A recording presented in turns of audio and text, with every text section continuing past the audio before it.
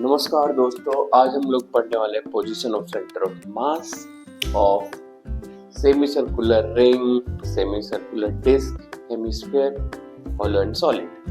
तो स्टार्ट करते हैं। कंप्लीट पार्ट का तो सेंटर पे ही होता है सेंटर ऑफ मास, चाहे डिस्क हो या सर्कल हो या स्फीयर हो, पर उसको आधा कट कर दे तो चेंज हो जाती है पोजीशन ऑफ सेंटर ऑफ मास। तो स्टार्ट करते हैं।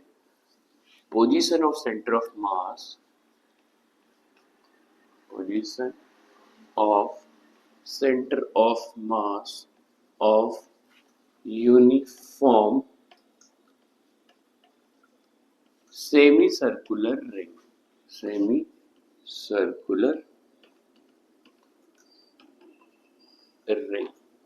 ठीक है, इसका पोजीशन सेंटर मास कहाँ पे होगा? तो पहले हम सेमी सर्कुलर रिंग डिजाइन कर लेते हैं। ये रहा,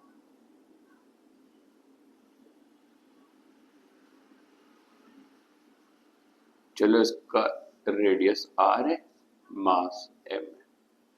तो हमें बताना है कि पोजीशन ऑफ सेंटर ऑफ मास कहाँ पे होगा। इसको ओरिजिन मान लेते हैं, सेंटर को, दिस इज ओरिजिन, और ओरिजिन के हिसाब से बताना है कि पोजीशन ऑफ सेंटर ऑफ मास कहाँ पे होगा। तो देखा जाए तो एक्ससीएम की बात करें कि एक्स में किधर होगा, तो जितना मास राइट है उतना मास लेफ्ट है, क्योंकि सेंटर पे ओरिजिन माना हुआ है। तो पोजीशन सेंटर ऑफ मास ना राइट की तरफ जाएगा ना लेफ्ट की तरफ जाएगा, राइट है। सेंटर के अलोंग दिस लाइन में कहीं भी हो सकता है। अब वाईसीएम कितना ऊपर लेके जाएगा इस पे डिपेंड करता है, राइट। तो हम लोग फॉर्मूले को अगर देखें, वाईसीएम, एक्स और जेड का यहाँ पे सीन है नहीं, क्योंकि एक्स में जितना राइट है उतना लेफ्ट में, जेड तो है ही नहीं, एक सिंपल लाइन है एक्स वाई प्लेन में। ये होता है Y D M divided by integration of D M. देखो इस फॉर्मूले में ना सबसे ज्यादा इंपॉर्टेंट ये वाई होता है। अगर आपको ये समझ में आया कि वाई होता क्या है, फिर 50% से ज्यादा आपका काम हो जाएगा। तो वाई होता है जो हम एलिमेंट कंसीडर करेंगे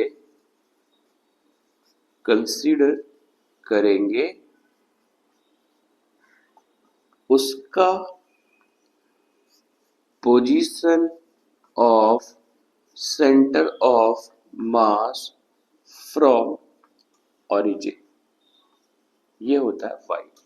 जो भी एलिमेंट हम कंसीडर करेंगे उसका सेंटर ऑफ मास कहाँ पे होगा। पहला काम, आपने ये y निकाल लिया। इस क्वेश्चन में पहले y निकालते हैं। तो y निकालने के लिए भाई देखा जाए तो मास यहाँ पे डिस्ट्रीब्यूटेड है, राइट। तो हमें कुछ ऐसा एलिमेंट लेना चाहिए जो इस यहीं पे हो। तो ये जो लाइन है एक्स एक्सिस का, इससे थीटा एंगल ऊपर जाके एक छोटा सा एलिमेंट लेंगे, ये वाला डी थीटा एंगल कवर कर रहा है। अब ऐसा एलिमेंट में लेता जाऊं तो पूरा मेरा सेमी सर्कुलर रिंग कवर हो जाएगा। अब ये देखने में बड़ा लग रहा है, एक्चुअली मैंने छोटा सा कंसीडर किया है, इतना छोटा कि ये जो एलिमेंट है इसका सेंटर इसी पॉइंट पे लाई कर रहा। तो हमें चाहिए y कि जो एलिमेंट का सेंटर है वो हमारे ओरिजिन से कितना दूर है, क्योंकि हम लोग y में देख रहे हैं तो हम चेक करेंगे भाई कितना ऊपर है, ये है y। तो अगर मैं इस ट्राइंगल को अलग से डिजाइन कर देता हूं, ये थीटा एंगल है, ये y है, ये r है, तो हम यूज कर सकते हैं sine theta that is perpendicular by hypotenuse. तो y की वैल्यू कितनी आ गई, r साइन थीटा। यानी इस क्वेश्चन में एक काम मेरा जो y था वो y निकल गया। ठीक है, कितना आ गया, r साइन थीटा। मतलब ये एलिमेंट जो है उसका सेंटर मास उस एलिमेंट छोटा सा ही है, तो उसमें फर्क नहीं कि उस एलिमेंट में किधर ई ढूंढने की जरूरत नहीं है, हमने बहुत छोटा सा ही लिया है। तो y ये था, r sin थीटा यहाँ से आ गया, y आ गया। अब dm इसका सेकंड इंपॉर्टेंट पार्ट है। तो जब भी dm निकालना हो, when you are going to calculate dm, आप ये चेक करो कि body linear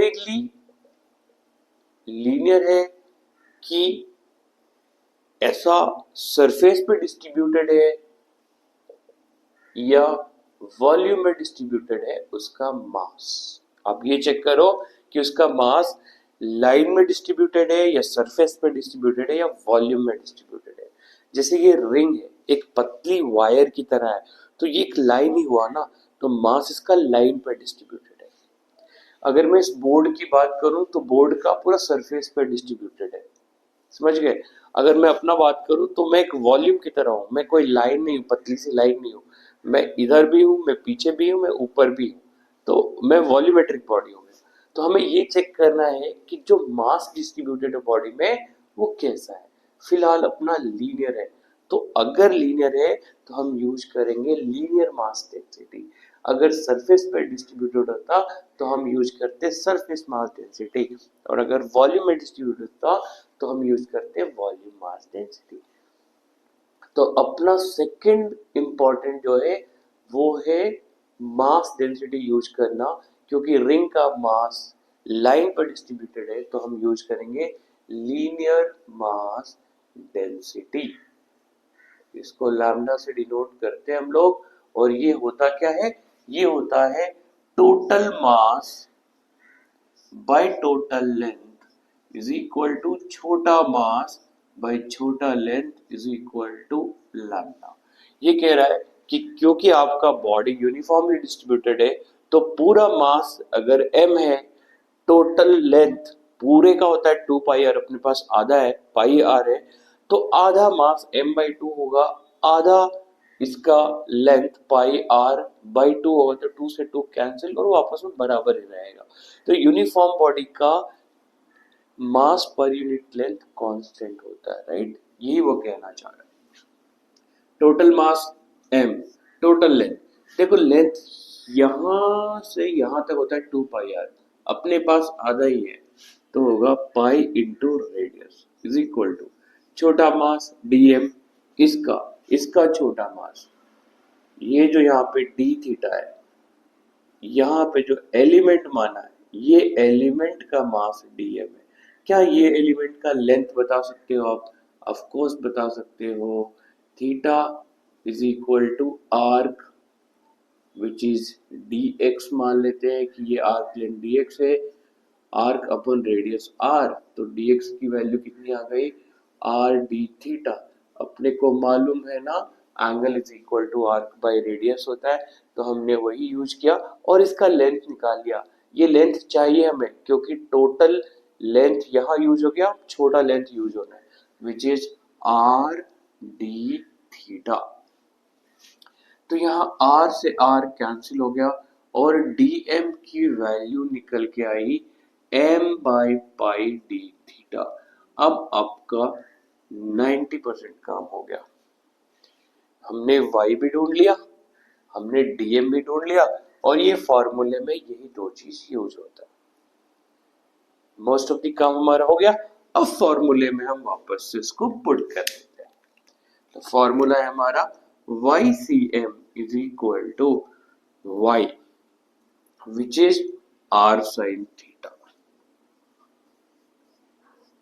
into m by pi d theta divided by dm। अब dm जोड़ूंगा, मिलेगा तो मास ही, टोटल मास m है, m। अब जो कांस्टेंट है उसको बाहर कर दो, r कांस्टेंट है, m कांस्टेंट है, पाई, तो हमने r m पाई को कांस्टेंट था बाहर कर दिया, ये m भी बाहर आ जाएगा, अंदर बचेगा साइन थीटा डी थीटा। अब देखो ये m से m कैंसिल हो रहा, उड़ा दे, तो अपने पास बचेगा r बाई पाई अंदर साइन थीटा डी थीटा। अब हम देखते हैं लिमिट हमारा कहां से कहां है। देखो पहला जो हमारा एलिमेंट बनता वो यहाँ बनता 0 डिग्री पे, फिर 1 2 3 4 5 6 90 डिग्री, फिर आगे आगे आगे आगे। जब मैं 0 से लेकर 180 तक लेता तब मेरा सारा एलिमेंट कवर होता, क्योंकि डिग्री हमारा ऐसा ही वाला हिसाब होता नहीं, तो हम लेंगे 0 से पाई, 0 से पाई। ओके, इंटीग्रेट करते r/पाई। साइन थीटा का इंटीग्रेशन होता है माइनस कॉस थीटा, और लिमिट आ जाएगा 0 से पाई। r/पाई -1 cos pi upper limit, cos 0 lower limit.